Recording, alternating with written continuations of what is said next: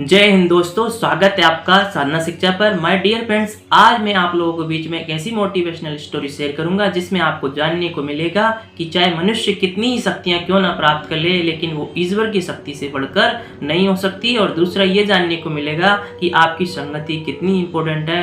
अगर आप अच्छी संगति में तो किस मुकाम पर आप पहुंच सकते हैं। माय डियर फ्रेंड्स, बड़े बड़े मोटिवेशनल स्पीकर या अनेक किताबों में आप विदेशों को उदाहरण लेते हैं, लेकिन हमारे पौराणिक कथाओं में इतना मोटिवेशनल भरा पड़ा है जिनसे हम सीखकर जीवन में बहुत ज़्यादा उन्नति कर सकते हैं। तो आज मैं पौराणिक कथा भगवान नरसिंह के प्रकाटोत्सव है आज, तो आप सभी लोगों को नरसिंह भगवान की प्रकाटोत्सव की हार्दिक शुभकामनाएं। आज उन्हीं की कथा से एक उदाहरण लेंगे जिससे हमको बहुत कुछ सीखने का मिलेगा। तो कथा इस प्रकार है कि हिरण्याक्ष और हिरण्याकश्यप दो भाई थे और ये दोनों भाइयों ने पूरी पृथ्वी पर बहुत आतंक फैला रखा।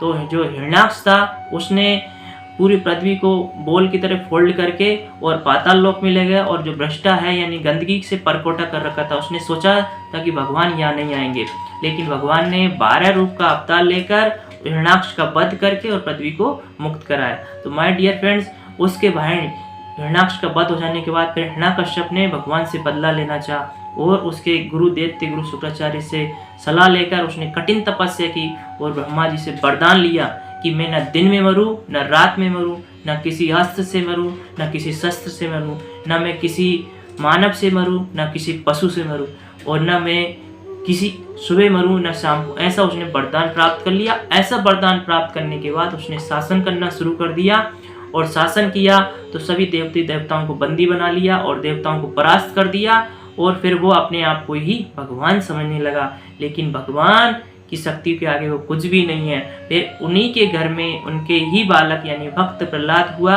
और भक्त प्रहलाद ऐसा भक्त हुआ कि जिसने भगवान को स्वयं घर में बुलाया और उसका जो पिता जो कुकर्म कर रहा था उसको भी मोक्ष करवाया था। वध होने के बाद भी उसका भी मोक्ष करवाया था। तो माय डियर फ्रेंड्स, भक्त प्रहलाद इसलिए भक्त हुआ क्योंकि जब हिरण्याकश्यप युद्ध में व्यस्त था तो जो उनकी पत्नी कयाधु थी तो नारद जी के आश्रम में थी।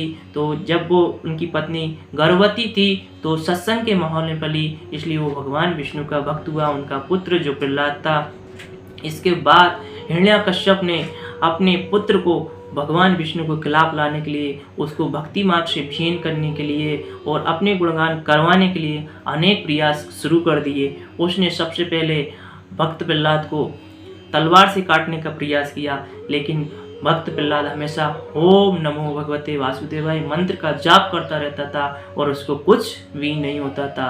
इसके बाद में जब उसको तलवार से मारने पर भी कुछ नहीं हुआ तो फिर उसने सैनिकों को आदेश दिया कि अगर अस्त्र काम नहीं कर रहा तो इसको पहाड़ की चोटी पर से फेंक दो। फिर लेकिन जिसका रक्षक भगवान है उसका क्या होगा। तो जब उसके सैनिकों ने उसको पहाड़ की चोटी पे से फेंक दिया तब भी भक्त प्रहलाद को कुछ नहीं हुआ। फिर एक दिन यहाँ पर एक और सीखने की बात मिलेगी। फिर एक दिन जो प्रहलाद की जो बुआ थी यानी हिरण्याकश्यप की जो बहन थी होलिका, उसने कहा कि भैया मुझे वरदान है कि अग्नि मुझे नहीं जला सकती है, आप एक काम करिए, एक चिता का निर्माण करिए भैया, और प्रहलाद को मैं गोद में लेकर बैठूंगी और अग्नि मुझे तो जलाएगी नहीं तो प्रहलाद को जला देगी। आपका काम हो जाएगा, जिस रूप में आप सब लोग होलिका सेलिब्रेट करते हैं। तो क्या हुआ, फिर होलिका ने प्रहलाद को गोद में लेके बैठ गई। लेकिन आप अगर अपनी शक्तियों का, यहाँ लेसन नंबर 1, आप अगर अपनी शक्तियों का गलत दुरुपयोग करोगे तो आपका नुकसान निश्चित है। तो इसी तरह वो गोद में जब लेकर बैठी तो अग्नि ने होलिका को जला दिया और वो जल चुकी थी और प्रहलाद बच गया था। तब होलिका ने कहा मेरे साथ धोखा हुआ। फिर आकाशवाणी हुई कि आपके साथ कोई धोखा नहीं हुआ, आपको जो वरदान था तो आपकी रक्षा के लिए था, ना कि किसी को गलत सजा देने के लिए या गलत दुरुपयोग के लिए। इसके बाद हिरण्याकश्यप बहुत परेशान हो गया था। फिर वो एक दिन आर पार की बात शुरू हुई। एक दिन महल में था, शाम का समय था, तो वो हिरण्याकश्यप अपने पुत्र से बोला कि तू लगा रहता है विष्णु भगवान विष्णु भगवान विष्णु, कहाँ है तेरा विष्णु भगवान, आज मैं उसको मार ही दूंगा। तो बोला कि भगवान का वास तो हर कण कण में है, क्या इस खम्भे में भी उसका वास है। उन्होंने कहा हाँ, इस खम्भे में भी वास है। तो तो जैसे ही खम्भे की तरफ इशारा किया तो हिरण्यकश्यप ने अपनी गदा से प्रहार किया और उस खम्भे को मारा, बोला आज तेरे भगवान को मैं मार ही दूंगा। उसी खम्भे पे जैसे ही प्रहार किया तो भगवान नरसिंह का प्रकाट उत्सव हुआ। बोलो भगवान नरसिंह की जय। और भगवान नरसिंह तेज हुंकार के साथ उत्पन्न हुए, प्रकट हुए और हिरण्यकश्यप को लात मार के जमीन पे गिरा दिया और जो महल का मेन चौखट था वहां पर ले गए और बोला कि तू देख भीतर है या बाहर है। उसने कहा ना मैं भीतर हूँ ना बाहर हूँ। और बोला देख तू अस्त्र से मारा जा रहा ना शस्त्र से मारा जा रहा, भगवान नरसिंह तेरे नाकों से मारेंगे।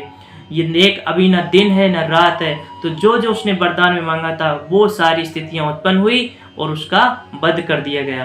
तो इस कहानी से सुनने को यही मिला कि चाहे व्यक्ति के पास कितनी शक्तियाँ हो लेकिन वो ईश्वर की शक्तियों से बढ़कर नहीं हो सकती है। तो माय डियर फ्रेंड्स, आपको ये स्टोरी कैसी लगी? अगर अच्छी लगी तो कमेंट ज़रूर करना और अपने दोस्तों को शेयर ज़रूर करना।